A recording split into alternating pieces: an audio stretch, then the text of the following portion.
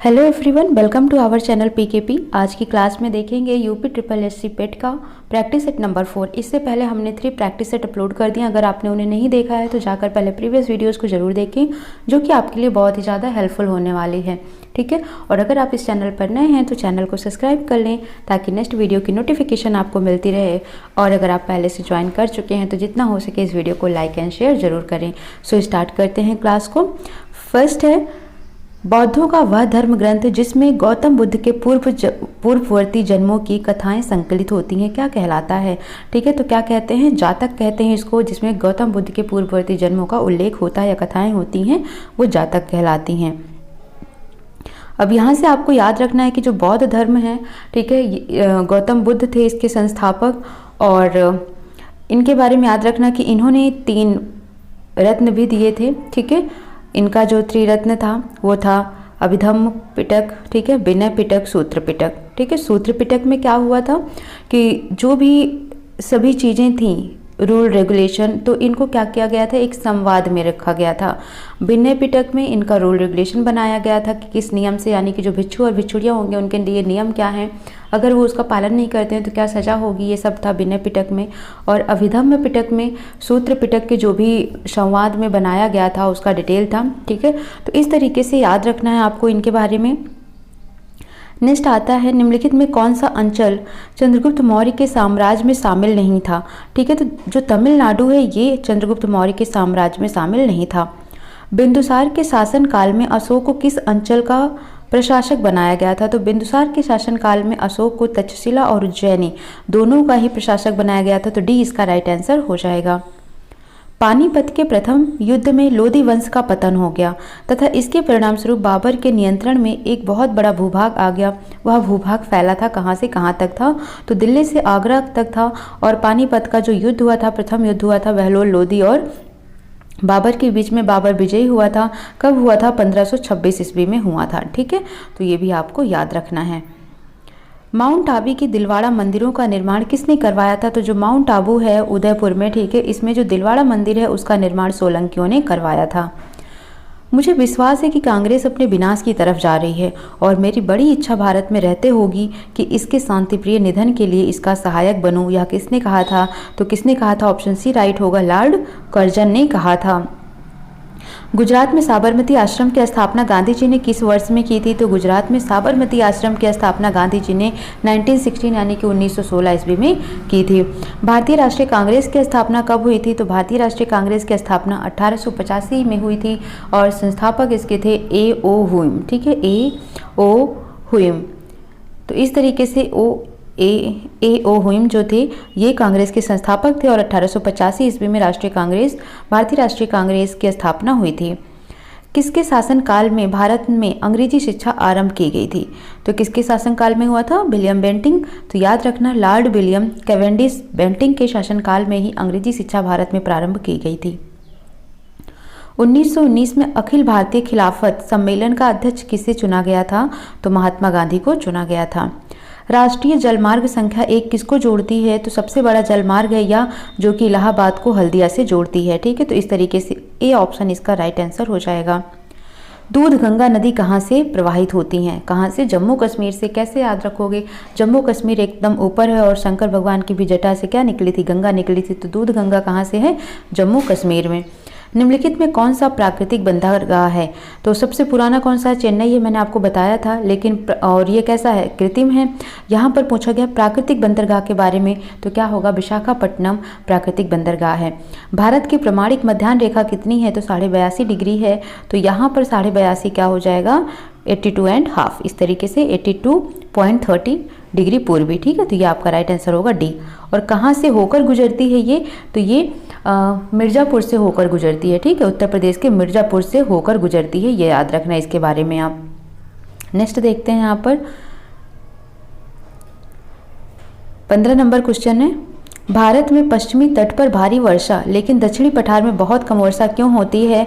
तो जो दक्षिणी पठार है ना, उसका जो पवन विमुखी ढाल पर है, इसकी वजह से यहाँ पर बहुत कम वर्षा होती है। ठीक है, नेक्स्ट है नगरीय गरीबी उपशमन हेतु तो निम्नलिखित में से कौन से कार्यक्रम प्रारंभ किए गए थे। तो गरीबी उपशमन के लिए एक तो पहला था नगरीय गरीबों के लिए स्वरोजगार कार्यक्रम 1986 में शुरू किया गया था। नेहरू रोजगार योजना 1989 में, स्वर्ण जयंती शहरी योजना 1997 में शुरू किया गया था। तो उपरोक्त डी इसका राइट आंसर हो जाएगा, यानी कि उपरोक्त सभी राइट आंसर हैं किसके, नगरीय गरीबी उपशमन के लिए जो शुरू किए गए कार्य थे। ठीक है, आपको इन सभी का कार्यकाल भी याद रखना है। जैसे नगरीय गरीबों के लिए स्वरोजगार कार्यक्रम कब था, 1986 में था। नेहरू रोजगार योजना 1989, स्वर्ण जयंती शहरी रोजगार योजना 1997। भारत में घाटे की वित्त व्यवस्था किसके लिए संसाधनों को बढ़ाने के लिए उपयोगी की जाती है। तो जो घाटे की वित्त व्यवस्था होती है वो सार्वजनिक आय और जो व्यय है उसके बीच में अंतर को कम करने के लिए की जाती है। तो बी इसका राइट ऑप्शन हो जाएगा। राजकोषीय घाटे से क्या तात्पर्य है। तो राजकोषीय घाटे का मतलब होता है जो हमारा कुल व्यय है उसमें में से राजस्व की प्राप्तियां, ऋणों की वसूली और विनिवेश से प्राप्तियां, इन सभी को क्या करना है, माइनस कर देना है। ये आपका राइट आंसर हो जाएगा इसके लिए। डिमांड ड्राफ्ट को क्रॉस क्यों किया जाता है, ताकि जो भुगतान है वो कहाँ से हो, बैंक खाते के द्वारा ही किया जा सके, इसलिए डिमांड ड्राफ्ट को क्रॉस किया जाता है। राज्य नियंत्रित उद्योगों को किस नाम से संबोधित किया जाता है। राज्य नियंत्रित उद्योग किसके नाम से, सार्वजनिक, लोक, राजकीय, इन तीनों उपक्रम के नाम से इनको जाना जाता है। किसको, राज्य नियंत्रित उद्योग को। तो इनमें से सभी राइट आंसर हो जाएंगे।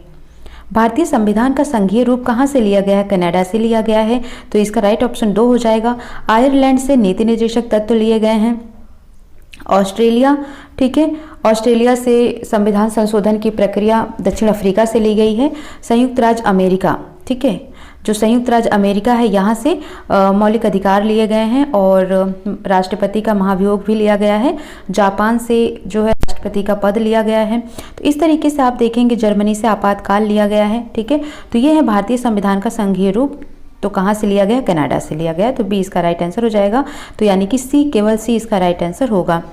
यदि राष्ट्रीय आपातकाल घोषित किया जाता है तो उसे प्रत्येक 6 महीने बाद संसद का अनुमोदन प्राप्त करना आवश्यक होता है। इसके लिए मैंने सभी वीडियोज आपके अपलोड कर रखे हैं प्लेलिस्ट में, वहाँ से जाकर फटाफट आप 2 की स्पीड से देख सकते हैं। ठीक है, क्योंकि रिवीजन ही करना है आपने। भारतीय संविधान का 31 भी कुछ अधिनियमों और विनियमों का मान्यकरण है। यह किससे संबंधित है, तो यह जो है भारतीय नागरिक के मौलिक अधिकार से, क्योंकि 31 भी किस में आता है, देखो जो 12 से लेकर 32 तक है। ठीक है, ये क्या है, मौलिक अधिकार है हमारे। तो 31 भी इसी में आ रहा है। तो ये क्या हो जाएगा, भारतीय नागरिक के मौलिक अधिकार में से संबंधित है। संविधान का कौन सा अनुच्छेद दोष सिद्ध के संबंध में अभियुक्तों को दोहरे दंड एवं स्व अभिशासन से संरक्षण प्रदान करता है। अनुच्छेद 20 है। मतलब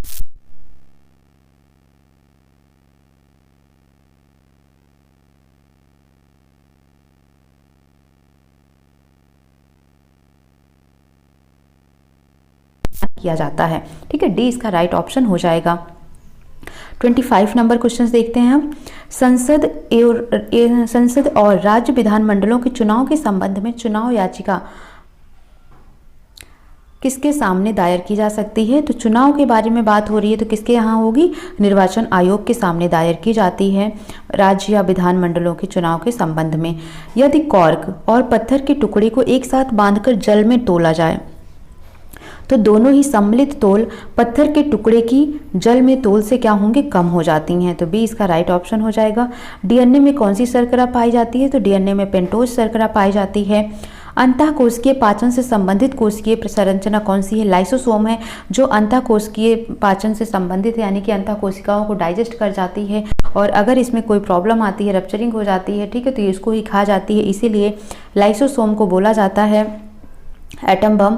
ठीक है, क्या बोलते हैं इसको, एटम बम के नाम से भी जानते हैं, सुसाइडल बैग के भी नाम से जानते हैं, आत्मघाती थैली जिसको बोला जाता है। ठीक है, आत्मघाती थैली किसको बोला जाता है, ये लाइसोसोम को ही बोला जाता है। ठीक है, नेक्स्ट आता है जो हार्मोन ऋतु के अनुसार प्रजनन करने वाले प्राणियों के नरों में गौण लैंगिक लक्षण उत्पन्न करते हैं, वह है क्या है, टेस्टोस्टेरोन होता है, क्योंकि जो प्रोजेस्टेरोन और एस्ट्रोजन है ये तो फीमेल में पाया जाता है। ठीक है, और बाकी जो मेल में होता है वो टेस्टोस्टेरोन है। तो राइट आंसर आपका हो जाएगा सी। एक तत्व M का परमाणु क्रमांक 30 है तथा दूसरे तत्व का परमाणु क्रमांक 15 है। M तथा N के संयोग से बने यौगिक का संभावित अणुसूत्र क्या होगा। तो देखो यहाँ पर क्या है, 30 है, तो 30 का आप इलेक्ट्रॉनिक विन्यास करेंगे तो क्या मिलेगा आपको, 2, 8, 18 और 2, ये मिल जाएगा। ठीक है, और अगर हम 15 का इलेक्ट्रॉनिक विन्यास करते हैं तो क्या मिल जाएगा 2, 8 और 5। तो इसका मतलब m का बैलेंसी संयोजकता कितनी हो गई 2 हो गई, और n की संयोजकता कितनी हो गई 5। लेकिन 5 संयोजकता नहीं होती है, जब 4 से ज़्यादा हो जाती है तो इसको 8 में से माइनस कर देंगे तो n की संयोजकता हो जाएगी 8 माइनस 5 कितने इक्वल आ जाएगा 3 के इक्वल आ जाएगा। ठीक है, तो इतना आगे अब आपको क्या करना है, m की संयोजकता और n की संयोजकता को लिखना है। तो m की संयोजकता कितनी आई थी 2, n की आई थी 3, क्रॉस मल्टीप्लाई कर देंगे इस तरीके से m 3 n 2। ठीक है, तो राइट आंसर आपका क्या आ जाएगा डी आ जाएगा। तो डी यहाँ पर राइट ऑप्शन हो जाएगा। नेक्स्ट है 31 number, x power 5 divided by x power 4 power cube divided by x क्या होगा। तो देखो यहाँ पर जब भी कोई भी संख्या पावर में होती है तो वो माइनस हो जाती है। तो x पावर 5 अपॉन में क्या है x पावर 4, तो 5 में से 4 को माइनस करेंगे तो क्या आ जाएगा x आ जाएगा। मीन्स आपने क्या देखा कि इसकी वैल्यू आ गई x। ठीक है, और ऊपर क्या लगा हुआ है क्यूब, तो यहाँ पर आप भी लिख देंगे क्यूब, अपन में क्या करना है x से भाग देना है। तो यहाँ पर x से 1 कट जाएगा तो कितना बचेगा x स्क्वायर बचेगा। तो राइट ऑप्शन आपका क्या हो जाएगा 2, इसका राइट आंसर हो जाएगा। नेक्स्ट क्वेश्चन देखेंगे, 32 नंबर क्वेश्चन है हमारा। एक कक्षा में 42 लड़कों का औसत वजन 41 है, तो यानी कि इनका कुल योग निकाल लीजिए। तो 42 गुणे 41 कर दीजिए तो इनका योग आ जाएगा। जब इन दोनों को आप मल्टीप्लाई करेंगे तो 42 गुणे 41 तो ये आ जाएगा 1722। ठीक है, नेक्स्ट कह रहा है 39 किलो के वजन का एक लड़का कक्षा में शामिल होता है, तो कुल इन दोनों का कितना आ गया, यानी 42 लड़कों का औसत वजन 41 था तो 42 लड़कों का योग कितना हो गया 1722 हो गया। अब इसमें 39 किलो का एक लड़का शामिल हो गया, तो 1722 में आपको क्या करना 39 कर देना है। ठीक है, फिर कह रहा है पहले से उपस्थित एक लड़के का वजन 43 किलो के स्थान पर 34 किलो गिना गया। तो अब यहाँ पर क्या था कि अब आपको क्या करना होगा, इन दोनों का मल्टीप्लाई कितना आया हमारा, ये आया 1722 आया ना, 1722 आया। इसमें एक और लड़का आ गया 39 किलो का, लेकिन जो ये थे ना इनमें क्या हुआ कि जो एक 43 किलो का लड़का था उसकी जगह पर कितना लिख दिया, लिखना 43 था लेकिन लिख कितना दिया 34 लिख दिया। तो 34 को क्या करोगे आप माइनस कर दोगे। ठीक है, और अपॉन में किससे डिवाइड करोगे, तो 42 लड़के थे लेकिन एक और 39 किलो का ऐड हुआ है ना, तो 43 लड़कों का ये वजन हो गया, औसत वजन हो गया। अब इसको आप सॉल्व कर लेंगे तो जब आप इन सबको जोड़कर माइनस करेंगे तो आएगा 1770, इसको आप भाग देंगे किससे 43 से। ठीक है, तो लगभग आ जाएगा ये 41.16। तो सी आपका राइट आंसर हो जाएगा। ठीक है, यहाँ पर सी राइट आंसर हो जाएगा। नेक्स्ट क्वेश्चन है 0.0654 पर बार है, यहाँ पर देखना का सही व्यंजक क्या है। ठीक है, तो यहाँ पर एक बात याद रखना कि जब आपको इस तरीके से क्वेश्चन मिले तो आपको सबसे पहले जो यहाँ पर दिया हो उसको लिखना है माइनस, जिस पर बार नहीं लगा है, तो बार किस पर नहीं लगा 6 पर नहीं लगा है, अपॉन में जितने के ऊपर बार लगा हो उतनी बार आप 9 लिखें। ठीक है, तो कितने के ऊपर बार लगा है 2 के ऊपर बार लगा है तो 2 बार 9 लिखें। 2 पर बार नहीं लगा है, दशमलव की बात ही देखनी है, 2 पर बार नहीं लगा तो यहाँ पर हम 0 कर देंगे। ठीक है, अब माइनस करेंगे तो ये आ जाएगा 648 अपॉन में क्या हो जाएगा 99 100 हो जाएगा। ठीक है, कट करिए इसको, अगर हम कट करते हैं तो ये हो जाता है हमारा 6 कम 6 6 8 48। ठीक है, ये हो जाएगा। इसको कट करेंगे 6 कम 6 6 छंग 36 6 पंचे 30 0 हो जाएगा। फिर उसको आप 6 से कट कर सकते हैं क्या 9 से हो जाएगा 6 1 7 5 12।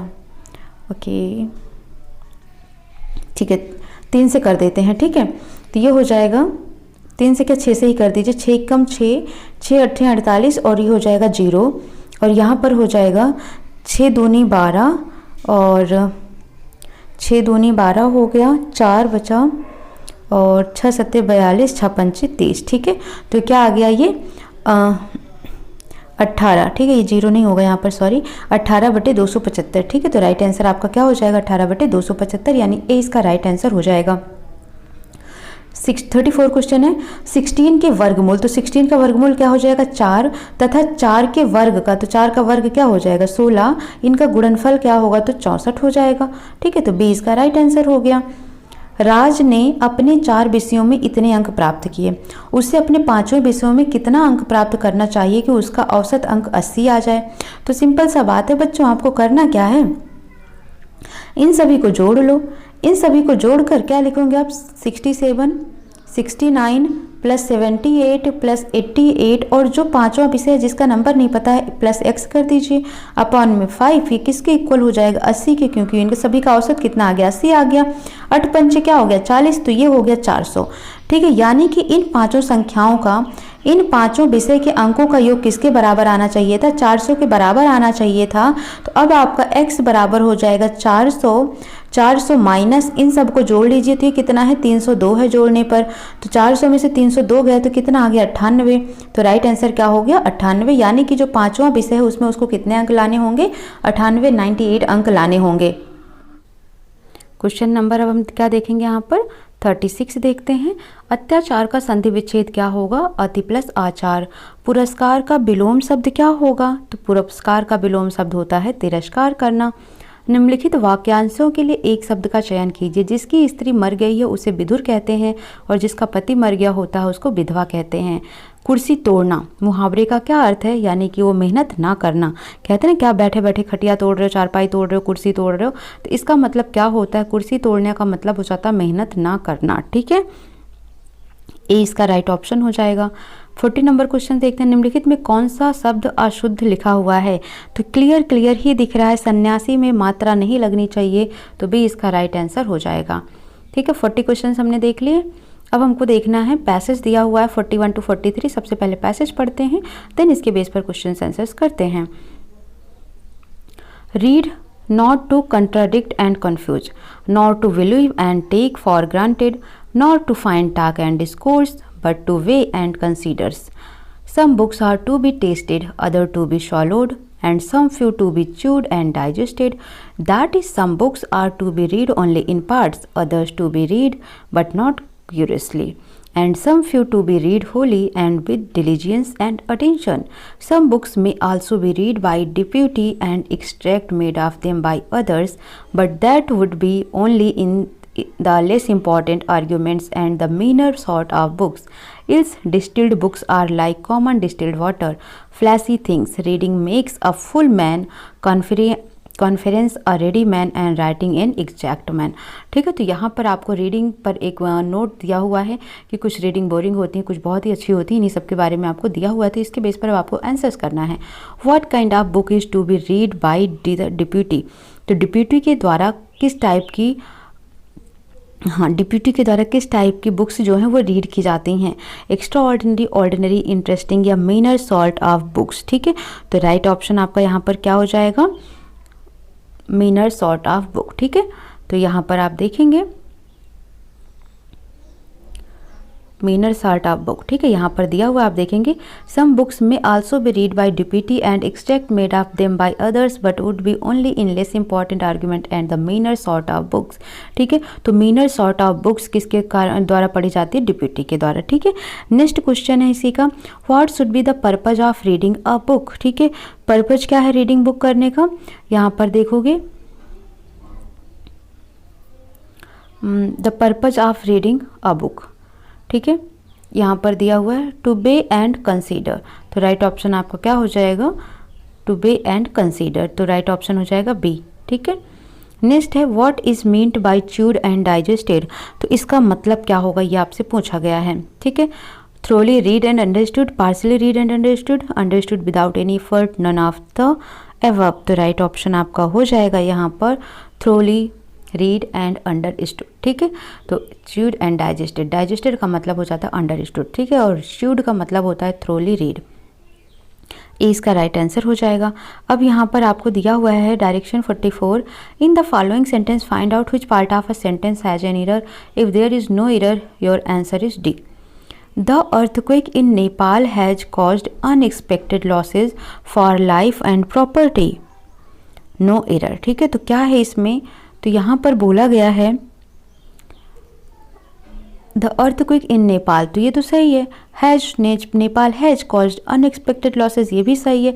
For life and property, for life नहीं होगा, क्या होगा यहाँ पर ऑफ लाइफ एंड प्रॉपर्टी। ठीक है, तो यहाँ पर इसका मतलब कौन सा ऑप्शन होगा सी, तो एरर कहाँ पर है सी में है। ठीक है, एरर कहाँ पर होगा सी में होगा। They have not stamped the letter, इसका पैसिव वॉइस क्या हो जाएगा। ठीक है, change the voice, they have not stamped the letter, तो इसका वॉइस आपको चेंज करने को लिए बोला गया है, तो हो जाएगा the letter has not been stamped. ठीक है, the letter has not been stamped, तो यहाँ पर सी इसका राइट आंसर हो जाएगा। नेक्स्ट क्वेश्चन है, अमित ने कहा कि यह लड़की मेरी माँ के पौत्र की पत्नी है। अमित का उस लड़की से क्या संबंध है?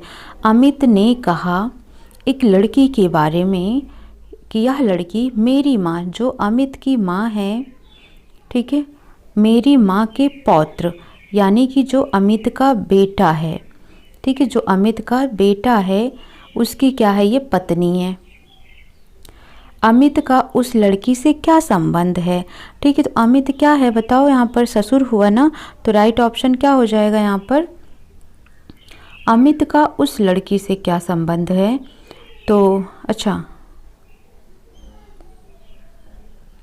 क्या हो जाएगा यहाँ पर, ससुर, तो बी इसका राइट आंसर हो जाएगा। क्योंकि देखो जो ये है ये क्या हुआ, अमित का बेटा हुआ और उसकी बहू हो गई, तो अमित का क्या रिश्ता हो जाएगा, ससुर का रिश्ता हो जाएगा, तो बी इसका राइट आंसर हो जाएगा। 39 विद्यार्थियों की एक कक्षा में सुरेश अशोक से 7 रैंक आगे है। ठीक है, क्या बोला, 39 विद्यार्थियों की एक कक्षा में सुरेश अशोक से 7 रैंक आगे है। यदि अशोक की रैंक अंत से 17वीं है तो सुरेश की आरंभ से कौन सी रैंक होगी? तो यहाँ से अब ऐसे देखो, अंत से 17वीं रैंक है किसकी, ये है अशोक की, 17वीं रैंक किसकी है, अशोक की है। और कुल कितने विद्यार्थी हैं, 29 विद्यार्थी हैं, और इससे भी 7 स्थान आगे किसका है, सुरेश का स्थान है। तो 7 स्थान आगे किसका स्थान हो गया, ये सुरेश का स्थान हो गया। तो अब 17 और 7 जोड़ो कितना हो जाएगा, 24वां। ठीक है, ये 24वां स्थान हो गया। तो पूछा गया है यहाँ पर आपसे कि सुरेश की आरंभ से कौन सी रैंक होगी, तो आरंभ का मतलब यहाँ स्टार्टिंग से देखना है, ये तो हम आखिरी से देख रहे हैं 24वां रैंक। ठीक है, तो स्टार्टिंग से देखना है, तो क्या करना है आपको, 39 में से 24 को माइनस कर दीजिए, तो क्या आ जाएगा, 9 में से 4 गया 5, 3 में से 2 गया 1, और इसमें आप 1 ऐड कर दीजिए, तो ये हो जाएगा 16वीं रैंक। ठीक है, तो सी इसका राइट आंसर हो जाएगा। अब हम देखते हैं, अब हम 48 नंबर क्वेश्चन देखेंगे। किसी निश्चित कोट में कॉटन को टॉक नोट की तरह लिखते हैं, तो उसी कोट में थॉट्स को कैसे लिखेंगे? अब देखो यहाँ पर इसको क्या किया है, इन्होंने हाफ करके उसको रिवर्स कर दिया है। कॉट को टॉक लिख दिया है, टॉन को नॉट लिख दिया है। ठीक है, अब आपने भी क्या करना है, इसको इक्वल पार्ट में डिवाइड कर लीजिए और रिवर्स लिख दीजिए। THOU को क्या लिख दीजिए, UOHT लिख दीजिए, और HGTS को लिख दीजिए STGH। ठीक है, तो कौन सा ऑप्शन मैच कर रहा है, डी ऑप्शन मैच कर रहा है, डी राइट आंसर हो जाएगा। 49 देखिए, नीचे दिए गए कथन के बाद 4 निष्कर्ष दिए गए हैं। कथन को सत्य मानते हुए संभावित निष्कर्ष का चयन कीजिए।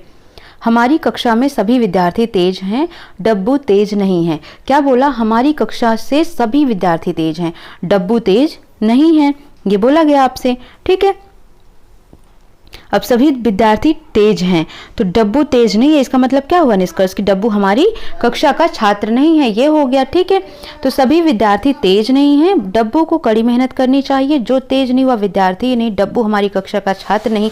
तो सही निष्कर्ष क्या निकल रहा है, 4, यानी कि डब्बू हमारी कक्षा का छात्र नहीं है, तो इसका डी राइट आंसर हो जाएगा, यानी कि 4 सत्य है। ठीक है, बाएं तरफ के 2 शब्दों में कोई संबंध है, ठीक वैसे ही संबंध अगले 2 शब्दों में भी होने चाहिए। ऐसे संबंधों को ध्यान में रखकर नीचे दिए गए 4 शब्दों में से कोई किसी चुनकर खाली स्थान को भरो। गौरैया कहाँ पर रहता है, घोंसला बनाकर रहता है। ठीक है, अब यहाँ पर बोला गया खरगोश का, तो खरगोश कहाँ पर रहता है, तो खरगोश बिल में रहता है, तो इसका ए राइट आंसर हो जाएगा। ठीक है, 51 देखिए, किस फुटबॉलर ने फुटबॉल इतिहास में ओवरऑल सबसे अधिक गोल करने के ब्राजील के महान फुटबॉलर पेले का रिकॉर्ड तोड़ दिया है? तो कौन है वो, क्रिस्टियानो रोनाल्डो हैं, जिन्होंने ब्राजील के महान फुटबॉलर पेले का रिकॉर्ड तोड़ दिया है। किस राज्य में पहला वन चिकित्सा केंद्र खोला जा रहा है? तो कहाँ पर खोला जा रहा है वन चिकित्सा केंद्र, ये सब जीके के क्वेश्चन हैं, इनको याद कर लेना। ठीक है, उत्तराखंड में खोला जा रहा है। कोवैक्स पहल के तहत वैक्सीन प्राप्त करने वाला विश्व का पहला देश कौन बन गया? कोवैक्स पहल के तहत वैक्सीन प्राप्त करने वाला पहला देश बना है कौन? घाना। रेड लाइट ऑन गाड़ी ऑफ अभियान किस केंद्र शासित प्रदेश में शुरू किया गया है? तो दिल्ली में, यानी कि जैसे ही रेड लाइट ऑन होगी गाड़ी क्या होगी? ऑफ हो जाएगी। तो बी इसका राइट आंसर हो जाएगा। किस संस्थान द्वारा वैश्विक हैकथॉन पुरस्कार आयोजित किया गया है? तो वैश्विक हैकथॉन पुरस्कार नासा इनक्यूबेटर इनोवेशन प्रोग्राम के द्वारा शुरू किया गया। कार्बन प्रोग्राम पर बिजली मंत्री द्वारा शुरू किए गए कार्यक्रम का नाम क्या है? तो कार्बन प्रोग्राम पर बिजली मंत्री द्वारा शुरू किए गए कार्यक्रम का नाम है ग्राम उजाला। ठीक है, तो राइट आंसर क्या हो जाएगा आपका बी। सरस्वती नदी के अध्ययन के लिए भारत सरकार ने एक सलाहकार समिति का पुनर्गठन किया है। निम्नलिखित में से कौन समिति का प्रमुख होगा? तो क्या होगा? प्रहलाद सिंह पटेल जो हैं यही होंगे समिति के प्रमुख। किसके द्वारा ई सांता का उद्घाटन किया गया, जिसके द्वारा किसान समुद्री उत्पादों सहित अपनी उपज आसानी से बेच सकेंगे? तो किसके द्वारा स्टार्ट किया गया? पीयूष गोयल के द्वारा। किस हवाई अड्डे ने नेट एनर्जी न्यूट्रल स्टेटस प्राप्त किया है? तो किस हवाई अड्डे ने प्राप्त किया है? बेंगलुरु ने। आज़ादी का अमृत महोत्सव कार्यक्रम के अंतर्गत किस विश्व धरोहर पर आधारित ऑनलाइन व्याख्यान माला का आयोजन किया गया? तो माला का आयोजन कहाँ पर किया गया? तो याद रखना ये हो जाएगा आपका भीमबेटका, यानी कि ए इसका राइट आंसर हो जाएगा। शहीद दिवस कब मनाया जाता है? शहीद दिवस कब मनाया जाता है? तो आपका राइट आंसर हो जाएगा 30 जनवरी को मनाया जाता है, क्योंकि इसी दिन नाथूराम गोडसे ने महात्मा गांधी की हत्या की थी। ठीक है। गुड अर्थ नामक पुस्तक किसकी रचना है? ठीक है, तो गुड अर्थ नामक पुस्तक जो है वो पर्ल एस बक की रचना है। भारतीय रेयर अर्थ लिमिटेड का मुख्यालय कहाँ पर है? भारतीय रेयर अर्थ लिमिटेड का मुख्यालय कहाँ पर है? मुंबई में है। पश्चिमी घाट को यूनेस्को के विश्व विरासत स्थल कब घोषित किया गया? यानी कि जो पश्चिमी घाट है उसको यूनेस्को के विश्व विरासत स्थल कब घोषित किया गया, कब शामिल किया गया? तो राइट आंसर हो जाएगा आपका 2012। संयुक्ता पाणिग्रही किस नृत्य से संबंधित हैं? तो ये ओडिसी नृत्य से संबंधित हैं। ठीक है, पाणिग्रही ओडिसी, ऐसे याद रखना डाड़ा। विश्व व्यापार केंद्र न्यूयॉर्क का मुख्य वास्तुविद निम्नलिखित में से कौन था? विश्व व्यापार केंद्र न्यूयॉर्क का मुख्य वास्तुविद निम्नलिखित में से कौन था? ठीक है, तो राइट ऑप्शन आपका क्या हो जाएगा? मिनोरिया मसाकी। ठीक है, मिनोरिया मसाकी जो थे वो विश्व व्यापार केंद्र न्यूयॉर्क के मुख्य वास्तुविद थे। क्वेश्चन नंबर 67 देखो, पीसो किस देश की मुद्रा है? तो पीसो की अगर हम बात करते हैं तो यह मैक्सिको देश की मुद्रा है। ठीक है। वर्धमान ट्रॉफी किससे संबंधित है? तो वर्धमान ट्रॉफी जो है भारोत्तोलन से संबंधित है। राजीव गांधी सद्भावना पुरस्कार कौन प्रदान करता है? राजीव गांधी फाउंडेशन प्रदान करता है। ठीक, नेक्स्ट आता है, निम्नलिखित में से किसका सही मेल बाघ आरक्षित क्षेत्र परियोजना के साथ नहीं बैठता है? यानी कि किसका मेल नहीं बैठता है, ये आपसे पूछा गया है। तो जो पेंच इन्होंने दिया है यहाँ पर गढ़वाल का, ये रॉन्ग हो जाता है, ये नहीं बैठता है, क्योंकि जो पेंच है ये कहाँ पर है? मध्य प्रदेश के में है। ठीक है, तो मध्य प्रदेश के कौन से जिले में है ये? तो मध्य प्रदेश के छिंदवा जिले में है। इसको मोगली लैंड भी कहा जाता है। मोगली लैंड क्यों कहा जाता है? क्योंकि आपने देखा है ना द जंगल बुक जो टीवी में शो आता है एक, ठीक है, एक कार्टून आता है, तो उसमें मोगली है, तो वो यहीं से ही है, इसीलिए इसको मोगली लैंड भी कहा जाता है। तो जो पेंच है ये कहाँ पर है? मध्य प्रदेश में, बट इन्होंने गढ़वाल दिया है, तो ये आपका राइट आंसर हो जाएगा according to these question. Next अब देखेंगे यहाँ पर हम 71 से 80 क्वेश्चन हैं जो गद्यांश को पढ़कर आपको आंसर्स देने हैं। पैराग्राफ 1 है, आज हम एक स्वतंत्र राष्ट्र की स्थिति पा चुके हैं। राष्ट्र की अनिवार्य विशेषताओं में दो हमारे पास हैं, एक है भौगोलिक अखंडता और दूसरा सांस्कृतिक एकता, परंतु अब तक हम उस वाणी को प्राप्त नहीं कर सके हैं जिसमें एक स्वतंत्र राष्ट्र दूसरे राष्ट्र को अपना परिचय देता है। क्यों? क्योंकि हमारा देश कैसा है? बहुभाषाई देश है। बहुभाषा भाषी देश तो और भी अनेक हैं, परंतु उनकी अविच्छिन्न स्वतंत्रता की तुलना में भारत विषम पराधीन को झेलता रहा है। हमारी परतंत्रता भी आंधी तूफान के समान नहीं आई है, वह तो रोग के कीटाणु लाने वाले मंद समीर के समान सांस में समाकर शरीर में व्याप्त हो गई है। हमें यह ऐतिहासिक सत्य भी विस्मृत हो गया है कि कौन विजेता विजित देश पर राजनीतिक प्रभुत्व पाकर ही संतुष्ट नहीं होता, क्योंकि सांस्कृतिक प्रभुत्व के बिना राजनीतिक विजय ना पूर्ण है ना ही अस्थायी है। घटना संस्कारों में चिर जीवन पाती है। जो घटना है ये संस्कारों में चिर जीवन पाती है और संस्कार के अच्छे वाहक शिक्षा, साहित्य, कला आदि हैं। दीर्घ काल से विदेशी भाषा हमारे विचार विनिमय और शिक्षा का माध्यम ही नहीं रही, वह हमारे विद्वान और संस्कृत होने का प्रमाण भी मानी जाती रही।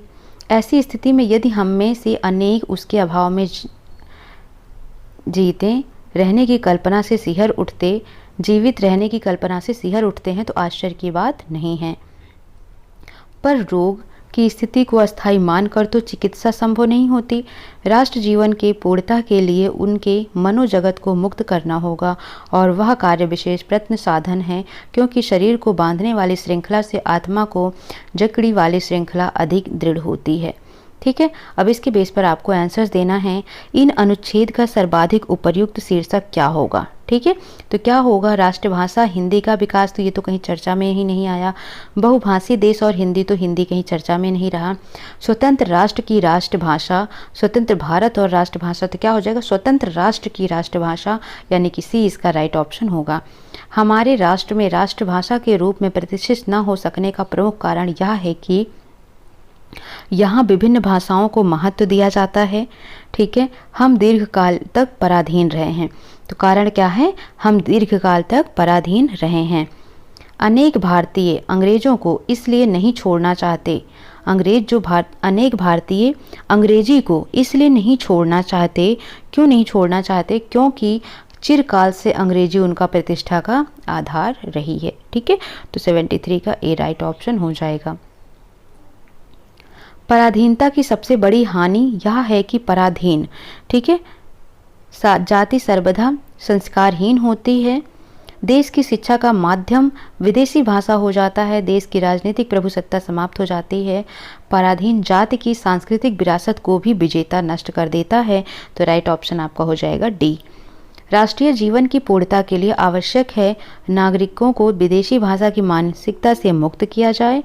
तो यही इसका राइट आंसर हो जाएगा, यानी कि नागरिकों को विदेशी भाषा की मानसिकता से मुक्त करना। गद्यांश 2 है,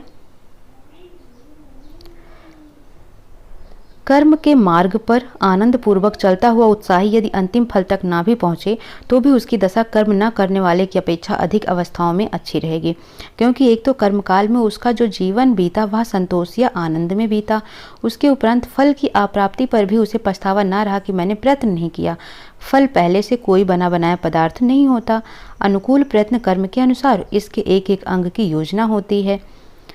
बुद्धि द्वारा पूर्ण रूप से निश्चित की हुई व्यापार परंपरा का नाम ही प्रयत्न है। किसी मनुष्य के घर का कोई भी प्राणी बीमार है, वह वैद्यों के यहाँ से जब तक औषधि लाकर रोगी को देता जाता है और इधर उधर दौड़ धूप करता जाता है, तब तक उसके चित्त में जो संतोष रहता है, प्रत्येक नए उपचार के साथ जो आनंद का उन्मेष होता रहता है, यह उसे कदापि न प्राप्त होता। यदि वह रोता हुआ बैठा रहता, प्रयत्न की अवस्था में उसके जीवन का जितना अंश संतोष, आशा और उत्साह में बीता, अप्रयत्न की दशा में उतना ही अंश केवल शोक और दुख में कटता। इसके अतिरिक्त रोगी के न अच्छा होने की दशा में भी वह आत्मग्लानि के उस कठोर दुख से बचा रहेगा जो उसे जीवन भर यह सोच सोच कर होता कि मैंने पूरा प्रयत्न नहीं किया। बात आप ये समझ रहे हैं, सफल असफल तो एक सिक्के के पहलू हैं। अगर आप मेहनत ही ना करें, तब अगर आप असफल, आपने मेहनत नहीं की और आपको सफलता नहीं मिली, तब तो आप ये भी नहीं कह सकते कि हाँ हमने कोशिश की है। ठीक है, लेकिन आप अगर मेहनत कर रहे हैं और आप सफल नहीं हो पा रहे हैं, तो आप ये कहेंगे हमने कोशिश तो की। ठीक है, तो वो आपको जो संतोष मिलता है ना, वो बहुत ही ज़रूरी होता है हमारी शरीर के लिए। इसी तरीके से कोई मरीज है घर का, ठीक है, अगर आप उसको दवा ही ना ला कर दें तो और उसको कुछ हो जाए तो आपको कितना दुख होगा। इस तरीके से क्या होता है, अगर आप उसकी सेवा करते हैं तो कुछ हो जाता तो आप कहते हैं चलो मैंने उसकी सेवा तो की। ठीक है, तो वही वाली बात यहाँ पर बताई जा रही है। कर्म में आनंद अनुभव करने वालों ही का नाम कर्मण है।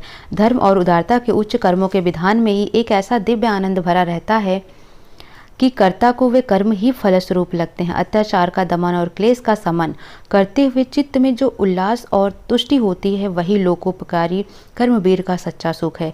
उसके लिए सुख तब तक के लिए रुका नहीं रहता जब तक कि फल प्राप्त ना हो जाए, बल्कि उसी समय से थोड़ा थोड़ा करके मिलने लगा है जब से वह कर्म की ओर हाथ बढ़ाता है।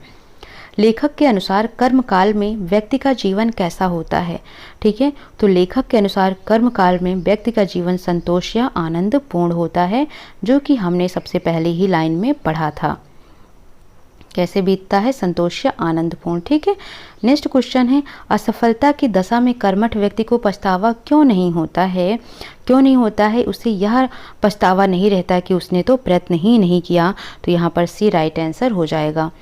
लेखक के अनुसार प्रयत्न किसे कहते हैं? ठीक है, किसी कार्य को करने के लिए किए गए शारीरिक परिश्रम को प्रयत्न कहते हैं। बुद्धि द्वारा पूर्ण रूप से निश्चित की हुई व्यापार परंपरा को प्रयत्न कहते हैं। तो बी ये राइट आंसर होगा। लोकोपकारी कर्मवीर का सच्चा सुख क्या होता है? तो लोकोपकारी कर्मवीर का सच्चा सुख सत्कर्मों से चित्त को उत्साह और संतुष्टि मिलती है, ये होता है। 80 नंबर क्वेश्चन देखते हैं। उपयुक्त गद्यांश का सर्वाधिक उपयुक्त शीर्षक कौन सा है?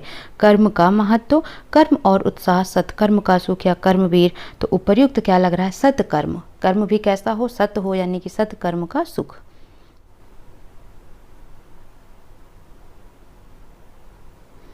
नाउ क्वेश्चन नंबर 81 टू 85 देखेंगे, जो कोई आपको पाई चार्ट दिया हुआ है। ठीक है, तो यहाँ पर आपको दिया हुआ है कि पाई चार्ट एक क्षेत्र में खड़ी मोटरसाइकिल की कुल संख्या में से विभिन्न रंगों के मोटरसाइकिल की संख्या का प्रतिशत विवरण दर्शाती है। पाई चार्ट में दिखाए गए केंद्रीय कोण किसी चुने हुए पैमाने के अनुसार नहीं है। काले रंग के मोटरसाइकिल के अनुरूप केंद्रीय कोण लगभग क्या होगा? तो काला रंग कहाँ पर है? 13%। तो कैसे निकालेंगे यहाँ पर? तो आपका आंसर हो जाएगा 13/100 गुणे 360, है ना। 0 से 0 कट कर दीजिए और 3.6 और 13 का मल्टीप्लाई कर दीजिए। ठीक है, तो ये हो जाएगा आपका 46.8, है ना।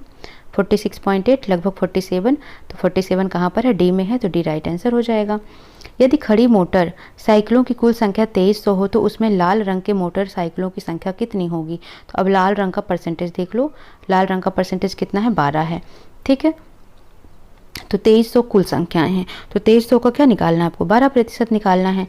तो 2300 का 12%, तो 12% यानी 12/100, 0 से 0 कट गया, 12 3 36 और 12 दूनी 24, 24 3 27, तो हो जाएगा 276। डी इसका राइट आंसर हो गया। नेक्स्ट देखिए, यदि खड़ी मोटरसाइकिलों की कुल संख्या 2300 है तो सफ़ेद रंग की मोटरसाइकिलों की संख्या नीले रंग की मोटरसाइकिलों की संख्या से कितना कम है? इन दोनों का डिफरेंस, सफ़ेद और नीले रंग का, सफ़ेद में कितना है देखो 18 है, नीले में कितना है 21 है। इन दोनों का अंतर कितना हो जाएगा? 21 में से 18 माइनस करो 3 हो जाएगा ना, और 2300 का फिर क्या करो? 3% निकाल लो। तो 3% निकालोगे तो 0 से 0 कट जाएगा, 3 3 3 दूनी 6, क्या आ जाएगा यहाँ पर? 69% आ जाएगा। ठीक है, तो 69 कहाँ दिया हुआ? डी में, तो डी इसका राइट आंसर हो जाएगा। यदि खड़ी मोटरसाइकिलों की कुल संख्या 2300 है तो भूरा तथा सफ़ेद रंग के मोटरसाइकिलों की संख्या का अंतर, तो भूरा और सफ़ेद का देख लो। भूरा कहाँ पर है? 19% है, सफ़ेद कितना 18% है, तो 1% का अंतर आ रहा है, तो 1% से मल्टीप्लाई कर दीजिए। तो 2300 को जब 1% से मल्टीप्लाई करोगे तो 0 से 0 कट जाएगा, बचेगा क्या 23, तो इसका भी राइट आंसर क्या आ जाएगा? डी आ जाएगा। सफ़ेद रंग की मोटरसाइकिलों की संख्या लाल रंग की मोटरसाइकिलों की संख्या से कितना प्रतिशत अधिक है? तो सफ़ेद और लाल देखो, सफ़ेद रंग की 18 है, लाल रंग की 12 है। ठीक है, तो पूछा गया कि जो सफ़ेद रंग की मोटरसाइकिलों की संख्या लाल रंग की मोटरसाइकिलों की संख्या से कितना प्रतिशत अधिक है? तो क्या करो, इन दोनों को माइनस कर लो। किस रंग से पूछा? लाल रंग से, गुणे 100 कर दीजिए, तो ये हो जाएगा 6/12 गुणे 100। 6 दूनी 12 और 100 को 2 से भाग दोगे तो 50%, तो 20 का राइट आंसर हो जाएगा। तो बहुत ही इजी पाई चार्ट था ये। अब आपको करना है 86 से 90। यहाँ दिया गया डंडा आलेख विभिन्न जनगणना वर्षों में भारत की जनसंख्या करोड़ में दर्शाता है। आलोक को ध्यानपूर्वक पढ़िए, इस पर आधारित प्रश्नों के उत्तर दीजिए। यहाँ पर देखो, ये भारत की जनसंख्या है, ये करोड़ों में दी हुई है और ये है सन। ठीक है, यानी कि 91 में 1951 में इतनी जनसंख्या थी, 1961 में इतनी थी, ये सब चीज़ें दी हुई हैं। वर्ष 1991 की तुलना में 2001 की जनसंख्या में प्रतिशत वृद्धि क्या है? 1991 और 2001 की प्रतिशत वृद्धि पूछा जा रहा है, यानी कि ये आपको से पूछा जा रहा है। तो क्या करना है आपको? इन दोनों को माइनस कर दीजिए। तो माइनस करिए, कितना आएगा? 0 में से 0 गया 0, 14 में से 8 गया 6 और 7 में से 4 गया 3 और 6 में से 5 गया 1, तो 13.60% आ गया। अपॉन में क्या करना है? 54.80 कर दीजिए, गुणे 100 कर दीजिए, सॉल्व कर लो इसको। 136/548 गुणे 100 हो जाएगा ये। ठीक है, जब आप इसको सॉल्व कर लेते हैं तो ये लगभग आ जाएगा 24.8%। ठीक है, तो राइट आंसर क्या हो जाएगा आपका? 24.8%। किस जनगणना वर्ष में उससे ठीक पहले वाले जनगणना वर्ष की तुलना में जनसंख्या में प्रतिशत वृद्धि सर्वाधिक रही है? तो किस में रही है? राइट आंसर आपका क्या हो जाएगा इसमें? इसमें क्या करना होगा आपको, देखो सबका निकालना है, ठीक है। करना क्या होगा, जैसे इसका भी निकालिए पहले, फिर इसका निकालिए, फिर इसका निकालिए, फिर इसका निकालिए, फिर इसका निकालिए, तो किसका सबसे ज़्यादा आएगा ये आपको बताना है, ठीक है। तो 1961 में कितने प्रतिशत की वृद्धि हुई, तो इन दोनों को माइनस कर दीजिए। तो जब इन दोनों को माइनस करेंगे तो ये आ जाएगा 3.95 अपॉन में क्या लिखेंगे 9 गुणे 100। जब इसको आप सॉल्व कर लेंगे तो लगभग ये 14.16% आएगा, यानी कि इनके बीच में 14.16% की वृद्धि हुई है 1961 में। अब 1961 और 71 का देखते हैं, तो इसमें इन दोनों का अंतर निकालोगे तो इन दोनों का अंतर आ जाएगा 4.29 अपॉन में क्या हो जाएगा 31.85 गुणे क्या हो जाएगा 100, और इसको सॉल्व करेंगे तो ये लगभग आ जाएगा 13.47%। यानी कि हमने देखा कि 61 में 71 से ज़्यादा इंक्रीमेंट है। फिर 81 में देखो तो इन दोनों का अंतर निकालो, तो इन दोनों का अंतर आ जाएगा आपका 12 में से 4 गया 8, 8 में से 1 गया 7 और 13 में से 6 गया 7, ठीक है। 7.78 बटे 36.14 गुणे 100, और जब आप इसको सॉल्व करेंगे तो ये आपको मिल जाएगा 21.53%, ठीक है। तो 1981 में आपको कितने प्रतिशत की 21.53% की वृद्धि मिल गई। फिर इन दोनों का निकालेंगे तो इन दोनों का आ जाएगा लगभग 54 तो ये आ जाएगा 24.77%, ठीक है। सॉल्व कर लेना, जब इन दोनों का आप निकालते हैं माइनस करके तो ये आएगा 24.81%, ठीक है।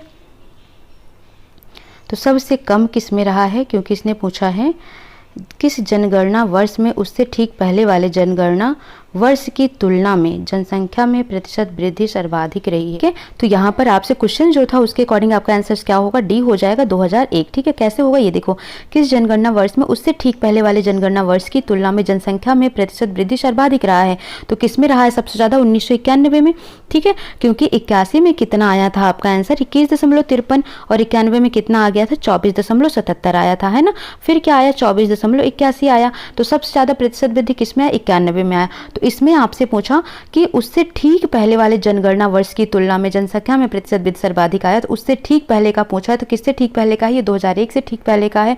तो राइट ऑप्शन आपका क्या हो जाएगा, डी हो जाएगा। नेक्स्ट क्वेश्चन देखते हैं, किस जनगणना वर्ष में उससे ठीक पहले वाले जनगणना वर्ष की तुलना में जनसंख्या में प्रतिशत वृद्धि सबसे कम रही है, ठीक है। तो किसमें सबसे कम रही है, वो 1971 में कम रही है, ठीक है। कैसे रही है, अब आप देखो 71 में कितनी आई थी 13 कितनी आई थी 47, बाकी सब में ज़्यादा आई थी, तो बी इसका राइट आंसर हो जाएगा। 89 देखो 51, 81 तथा 2001 में कुल जनसंख्या ज्ञात कीजिए। तो क्या करना है आपको, सिंपली सा 51, 81 और 51, 81 और 2001 इन सभी को सम कर दीजिए, ठीक है। तो जब हम किसको किसको सम करेंगे 27.90, फिर उसके बाद आपको क्या लिखना है यहाँ पर 43.92, फिर आपको क्या लिखना है 68.40 और आप इसको प्लस करेंगे तो ये आपको मिल जाएगा 140.22 मिल जाएगा, यानी कि आपका 140.22 क्या होगा, राइट आंसर आ जाएगा। सी राइट आंसर हो गया। इसी तरीके से इसकी औसत जनसंख्या पूछा है 61, 71, 81, 91, ठीक है। 61, 81, 91, ठीक है, और 61, 71, 81, 91, ठीक है। अब आपको क्या करना है, इन चारों को प्लस कर लेना है। जब इन चारों को आप प्लस कर लेंगे तो ये आ जाएगा आपका कितना आएगा, जोड़ो इनको फटाफट, 5, 4, 9, 2, 11, 9, 1, 10, 8, 18, 18, 9, 1, 10, 8, 18, 18, 8, 26 और 6, 3, 9, 1, 10, 4, 14, 14, 2, 16 और 5, 4, 9, 1, 10, 6, 16, ठीक है। तो ये आ जाएगा, इसको 4 से आपको क्या करना है, भाग देना है। जब 4 से भाग दे देंगे तो ये हो जाएगा 4 चौक 16, 4 एकम 4, 4 छंग 24, 4 7 28, ठीक है। ये लगभग आ जाएगा 41.6775%, ठीक है। तो यहाँ पर आपको देखना है राइट ऑप्शन क्या हो जाएगा, आपका ए राइट ऑप्शन हो जाएगा, ठीक है। तो इस तरीके से आपके ये सारे क्वेश्चंस क्लियर हो जाते हैं। अब नेक्स्ट है आपका बी में 2 खिलाड़ियों पी तथा क्यू द्वारा किए गए गोलों की संख्या को दर्शाया गया। ये इनके गोलों की संख्या, ये 5 मैच हैं, ठीक है। अब यहाँ पर आपको इनको देख के ही आंसर देने हैं। खिलाड़ी पी द्वारा मैच 4 में किए गए गोल का खिलाड़ी क्यू द्वारा मैच 3 में कितना अनुपात होगा, तो 48 अनुपात है, क्या करना है आपको 46 कर देना है। 2 दूनी 4, 2 चौक 8, 2 दूनी 4, 2 तिया 6, 24 और 23 का, तो 20 का राइट ऑप्शन हो जाएगा। समझ आया। नेक्स्ट देखो, कितने मैचों में खिलाड़ी पी ने खिलाड़ी क्यू से कम गोल किए हैं। तो कितने मैचों में कम किए हैं, इसमें तो ज़्यादा है, इसमें इक्वल है, इसमें कम है, इसमें ज़्यादा है, इसमें ज़्यादा है। तो कितने मैच में, एक मैच में, तो राइट ऑप्शन आपका क्या हो जाएगा ए, यानी कि एक ही मैच में कम गोल किया है। फिर आप देखेंगे नेक्स्ट है, सभी 5 मैचों में खिलाड़ी पी द्वारा किए गए गोल का औसतन क्या होगा। तो पी द्वारा इन सबको प्लस कर लो, तो 5 5 10, 5 15, 15 8 23, 7 30 और ये हो जाएगा 0 और 5 4 4 चौक 16, 16 5 21, 3 24, 240 को किससे भाग देना है 5 से, तो ये हो जाएगा 5 चौक 20, 5 8 40। तो कितना आ जाएगा औसत, तो पी का औसत आ जाएगा 48। ठीक है। फिर है खिलाड़ी क्यू द्वारा मैच 5 में किए गए गोल खिलाड़ी पी द्वारा 4 में किए गए गोल का कितना प्रतिशत है। तो क्यू द्वारा 5 में और पी द्वारा 4 में किए गए गोल का कितना प्रतिशत है। तो 44/48 × 100 कर दीजिए। जब आप इसको सॉल्व कर लेते हैं तो ये लगभग आ जाएगा 91.66%। ठीक है। तो राइट ऑप्शन क्या हो जाएगा, बी इसका राइट आंसर हो जाएगा। सभी 5 मैचों में खिलाड़ी क्यू द्वारा किए गए गोल का औसत क्या होगा। अब क्या करना है, जैसे आपने पी का निकाला वैसे इसको भी निकालना है, सम कर लीजिए। तो ये आ जाएगा 230/5 करिए, 5 चौक 20 और 5 छंग 30, तो कितना आ जाएगा 46, यानी कि बी इसका राइट आंसर हो जाएगा। ठीक है। औसत निकालना तो आप सभी को आना चाहिए। नेक्स्ट है 96 से 100 नंबर क्वेश्चंस करना है। निम्नलिखित तालिका में उन छात्रों से संबंधित आंकड़े दर्शाए गए जो विभिन्न राज्यों से एक राष्ट्रीय स्तर की परीक्षा में शामिल हुए, उत्तीर्ण हुए और चुने गए। ठीक है। तो ये शामिल हुए हैं, ये उत्तीर्ण हुए हैं, चुने गए हैं, जैसे ये राज्य दिए हुए हैं और इनमें से शामिल, उत्तीर्ण और चुने हुए स्टूडेंट्स की संख्या दी हुई है। किस राज्य के चुने गए छात्रों की संख्या एवं उस राज्य में उत्तीर्ण हुए छात्रों की संख्या का अनुपात उच्चतम है। तो चुने गए संख्या और उसके बाद उत्तीर्ण हुए का अनुपात सबसे अधिक है किस राज्य का, ये पूछा गया। तो क्या करो, इसमें से आपको 4 ऑप्शंस दिए हैं, इन चारों का निकाल लो। उत्तर प्रदेश का निकालो, तो उत्तर प्रदेश का क्या हो जाएगा, यहाँ पर देखो कितने हैं चुने गए, 85 हैं। ठीक है।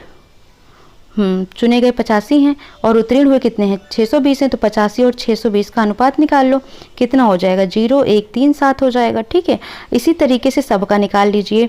ठीक है। तो पूछा गया सबसे उच्चतम अनुपात किसका आया है, तो यूपी का ही आएगा। ठीक है। क्योंकि देखो जितना कम संख्या होगी उतना ही ज़्यादा, तो 85 और 620 का रेशियो यहाँ पर निकालेंगे तो अकॉर्डिंग टू ऑप्शंस ए इसका राइट आंसर हो जाएगा। ठीक है। करना क्या है, आपको इन दोनों को डिवाइड कर करके सबके लिए देख लेना है। जब आप सबको डिवाइड करके देखेंगे तो सबसे ज़्यादा किसकी आएगी अनुपात, वो आएगा यूपी का। तो इसके लिए उत्तर प्रदेश इसका राइट आंसर हो जाएगा। किस राज्य में परीक्षा में शामिल हुए छात्रों की तुलना में उत्तीर्ण हुए छात्रों का प्रतिशत न्यूनतम है। ठीक है। अब यहाँ पर क्या पूछा गया, शामिल हुए और उत्तीर्ण हुए छात्रों का प्रतिशत। तो शामिल हुए कौन से हैं, ये हैं, उत्तीर्ण हुए कौन से हैं, ये हैं। अब इन सब का रेशियो निकाल लो, जैसे 950/8500, फिर 620/5600, ऐसे करके आप सबका रेशियो निकाल लेंगे। ठीक है। तो सबसे कम किसका आता है, तो सबसे कम आ रहा है दिल्ली का, तो यहाँ पर ए राइट आंसर हो जाएगा। शामिल हुए छात्रों का कितना प्रतिशत चयनित हुए हैं। ठीक है। कितना प्रतिशत चयनित हुए हैं, तो पहले चयनित वालों का जोड़ लो, इन सभी को जोड़ लो। ठीक है। कितना आ जाएगा जोड़ने पर इसको 361 आ जाएगा। ठीक है। शामिल कितने हुए हैं, इन सभी को जोड़ लो, तो ये आ जाएगा 33,400। अब इसका प्रतिशत निकालना है तो अपान में कर दो 361 गुणे क्या कर दो 100 कर दो, तो 0 से 0 कट गया, 361 बटे आ गया 334। अब इसको सॉल्व करोगे तो 1.08, यानी कि बी राइट आंसर हो जाएगा। किस राज्य के चुने हुए गए छात्रों को संख्या एवं उस राज्य में शामिल छात्रों की संख्या का अनुपात उच्चतम है। ठीक है। तो किस राज्य का उच्चतम था, अभी हमने देखा था, तो यूपी का। ठीक है। तो सी इसका राइट आंसर हो जाएगा। आपको निकालना है वैसे ही चुने हुए छात्रों का और छात्रों की शामिल हुए छात्रों का, यानी कि जो सबसे पहला क्वेश्चन था उसमें इन दोनों का अनुपात था, अब इस वाले क्वेश्चन में आपको इन दोनों का अनुपात निकालना है। ठीक है। तो किसका सबसे ज़्यादा आएगा, उत्तर प्रदेश का, तो आपका राइट आंसर हो जाएगा क्या, सी। सभी राज्यों द्वारा चुने गए छात्रों का औसत क्या होगा, तो चुने गए छात्रों का औसत क्या करना है, इनको आपको प्लस कर लेना है। प्लस करने पर कितना आता है 361, किससे भाग देंगे 5 से, क्योंकि 5 है औसत निकालने के लिए। 5 से 35, 5 दूनी 10, 5 दूनी 10, तो औसत कितना आ गया 72.2%, यानी कि डी इसका राइट आंसर हो जाएगा। ठीक है, डी राइट आंसर हो जाएगा। तो आई होप आपको क्लियर हो गया होगा। ये मैंने सॉल्व करके इसलिए नहीं दिखाया कि ये आपके काम है, कुछ आप भी करो, ठीक है, तभी तो आप मेहनत करेंगे तो अभी आपको रिजल्ट मिलेगा, है ना। कोई डाउट आता है कमेंट सेक्शन में मैसेज करिए। सो मिलते हैं नेक्स्ट सेशन में, बट प्लीज़ जितना हो सके शेयर और लाइक जरूर करें। Thank you for watching.